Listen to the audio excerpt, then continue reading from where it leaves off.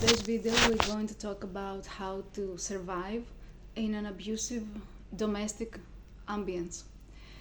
I used to have a mother with mental illness that she used to be very critical with words, not so much physical, but with words.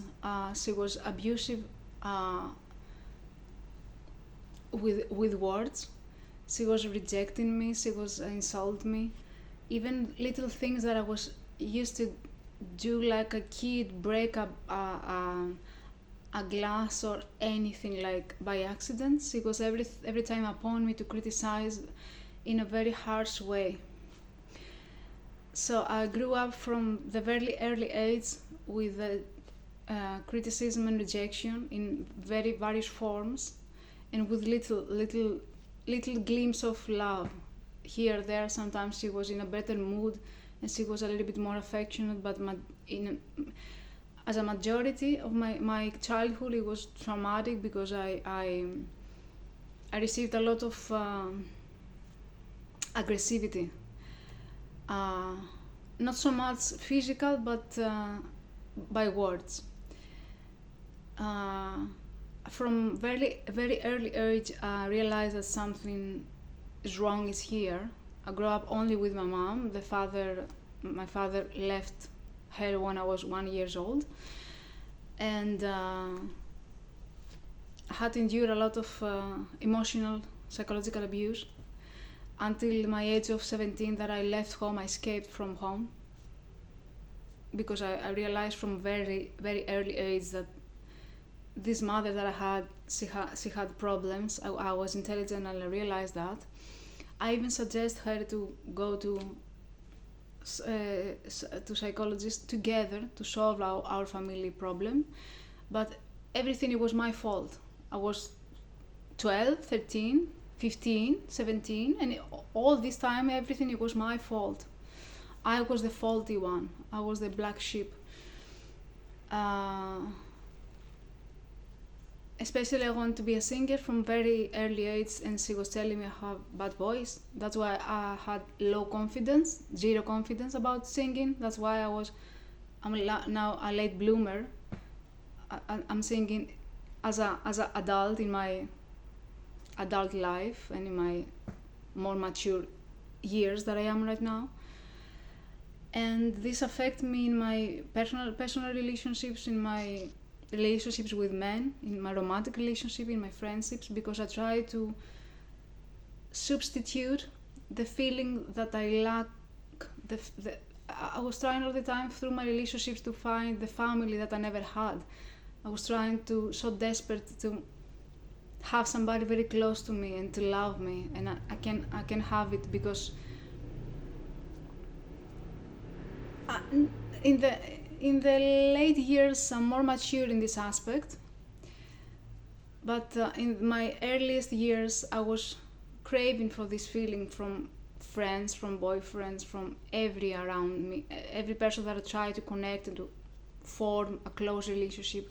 Subconsciously I wanted to be the mother that I never had, and that's why I scared them, and nobody is willing to do this job.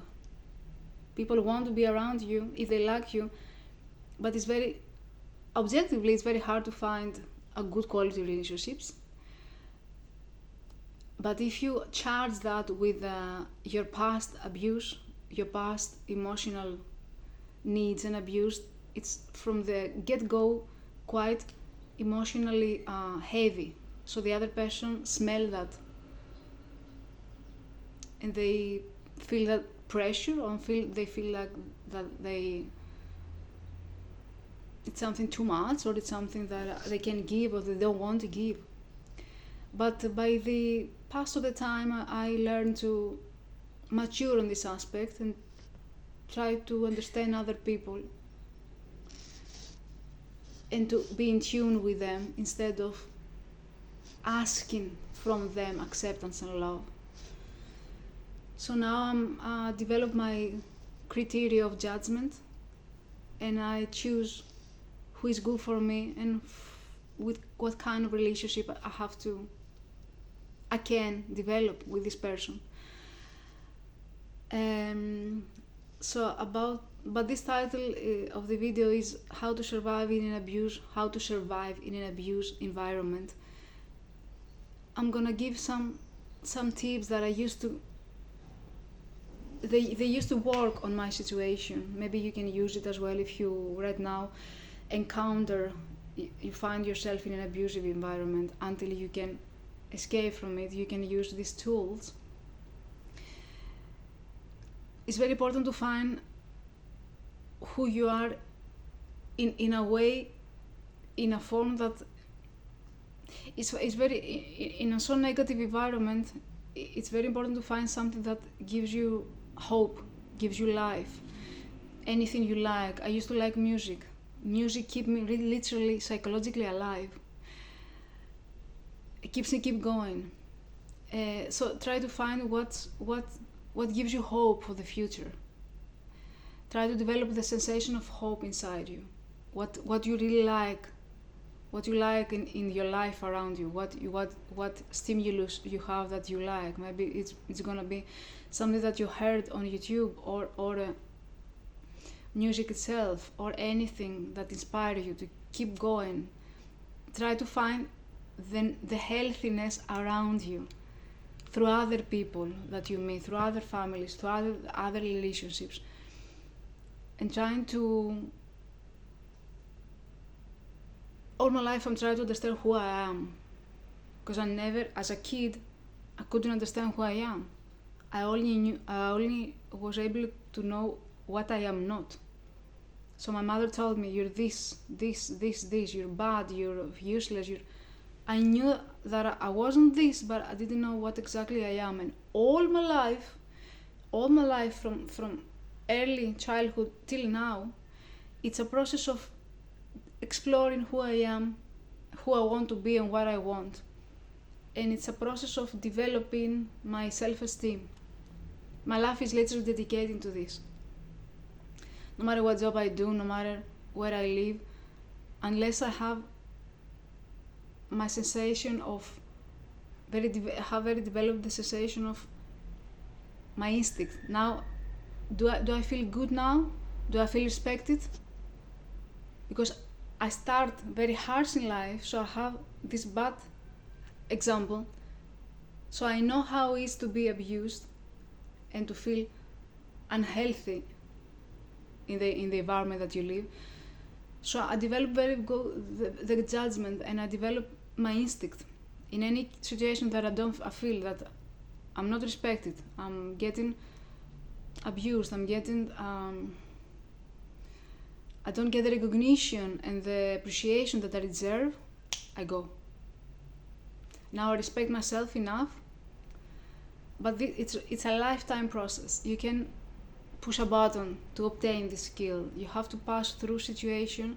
People are gonna put you down, but you have the strength to elevate yourself by knowing slowly who you are and developing your personality and your self-esteem and your self-respect.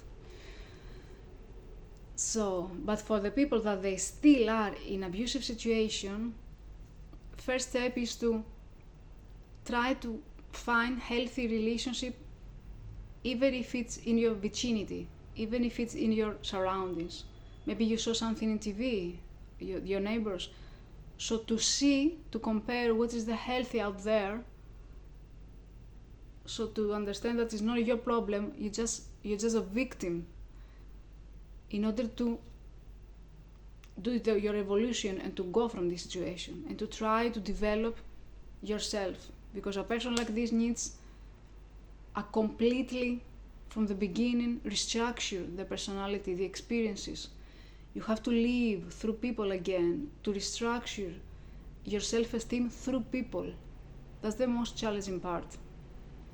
Sometimes it's better to be alone, but the challenge you're gonna encounter is from other people. You have to prove to other people that you respect yourself. So other people are gonna challenge you as well. Until you reach a point that you're ready, you know who you are, you know what to do, you know what's healthy for you. And anything that does not meet this criteria, you reject it. You protest against it. I'm gonna conclude this video now, and maybe I come back again with more information about domestic violence and environment that is bad for a child. Thank you.